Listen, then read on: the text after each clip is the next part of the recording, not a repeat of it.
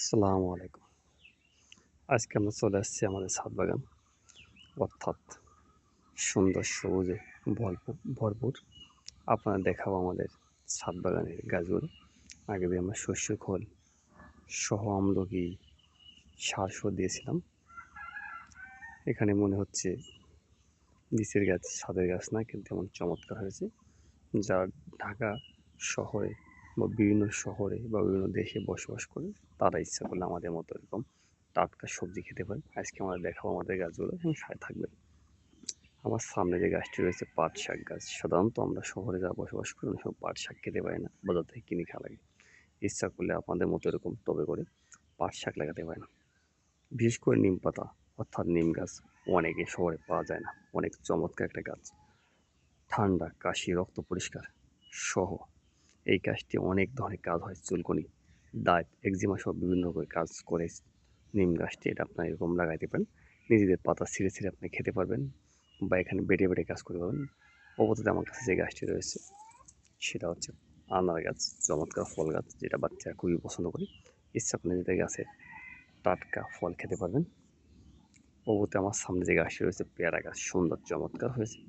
দেখেন খুব সুন্দর, টবের মতো হলে খুব সুন্দর চমৎকার হয়েছে। পরবর্তীতে আমার সামনে যে গাছটি রয়েছে একই টবে রয়েছে, এটা হচ্ছে বোম্বাই মরিচ, বিষ মরিচ গাছ। সাধারণত আমরা শহর যারা বসবাস করি অনেক সময় বিষ মরিচ গাছ পাই না, এটা খেতে এরকম লাগালে নিজেরা খেতে পারবেন। পরবর্তী আমার সামনে যে টবটি রয়েছে এটা পাট শাক গাছ, অর্থাৎ বর্তমান পাটের সিজন। নিজের টবে লেগে গেছি, অর্থাৎ এটা আমার নিজেদের চাহিদা মিটে অন্য কেউ আমরা অ্যাকচুয়ালি আমাদের প্রতিবেশীদেরকে আমরা দিতে পারি। তারপর যে আমাদের রয়েছে অর্থাৎ ডাঁটা শাক গাছ। পরবর্তী আমার সাথে যে টবটা রয়েছে এটা পাট শাক গাছ, সাথে একটা কমলা গাছ আছে। দেখেন আমি একই টবে দিয়েছিলাম, হয়তো পাট শাক খেয়ে দিলে ফেলে আমরা এটা আবার স্বাভাবিক হয়ে যাবে। এখানে কমলার চমৎকার থাই কমলা রয়েছে। পরবর্তীতে আমাদের যেটা রয়েছে এটা পাট শাক গাছ রয়েছে, সুন্দর চমৎকার হয়েছে।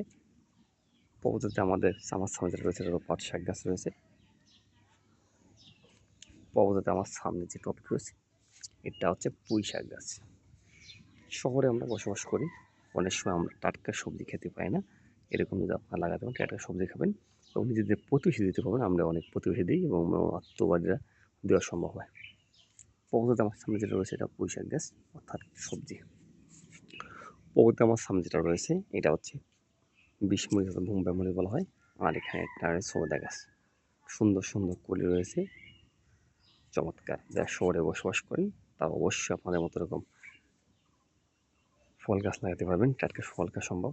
পরবর্তী আমাদের কাছে একটা রয়েছে এটা হচ্ছে পাট শাক গাছ প্লাস একটা কুলবড়ি গাছ। এখানে কুলবড়ি গাছ, এখানে ফুল রয়েছে, দেখেন চমৎকার হয়েছে। আপনার ইচ্ছা করলে এরকম করতে পারেন। পরবর্তী আমার সামনে যেটা আছে আম গাছ, সুন্দর চমৎকার একটা আম গাছ রয়েছে। দৃষ্টি আকর্ষণ হচ্ছে আমাদের যে গাছ সেটা হচ্ছে ধুন্দুল গাছ। সবজি সুন্দর চমৎকার হয়েছে। আপনারা জানেন আমরা জিও ব্যাগের মাধ্যমে এটা করে থাকি। সুন্দর চমৎকার এই সবজিটা আমরা নিজেরাই খেয়েছি, আমাদের প্রতিবেশীদের দিয়েছি এবং আমাদের অন্য অন্য লোকজনকে আমরা দিই, আত্মীয়বাদী আমরা পাঠিয়েছি। সুন্দর চমৎকার ধুন্দুল হয়েছে। দেখেন জিও ব্যাগের মাধ্যমে। পরবর্তী যেটা রয়েছে বেগুন গাছ, ধুন্দুল গাছ, পুঁই শাক গাছ,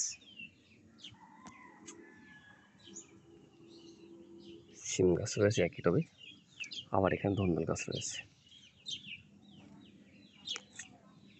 পরবর্তীতে আমার রয়েছে মরিচ গাছ। যারা শহরে বসবাস করেন তারা অবশ্যই আমাদের মতো এরকম টাটকা সবজি যদি খেতে চান লাগাতে পারবেন। আমরা সবসময় চেষ্টা করি নিজেরা সুন্দরভাবে লাগাই এবং অন্যকে যাতে উৎসাহ করে যাতে অন্য আমাদের মতো করতে পারে। যদি ভালো লাগলে অবশ্যই আমাদের চ্যানেলে থাকবেন, আমাদের পেজে থাকবেন। চেষ্টা করবো আমার ভালো কিছু শোনার, ইনশাল্লাহ ভালো থাকবেন এই কামনা করি।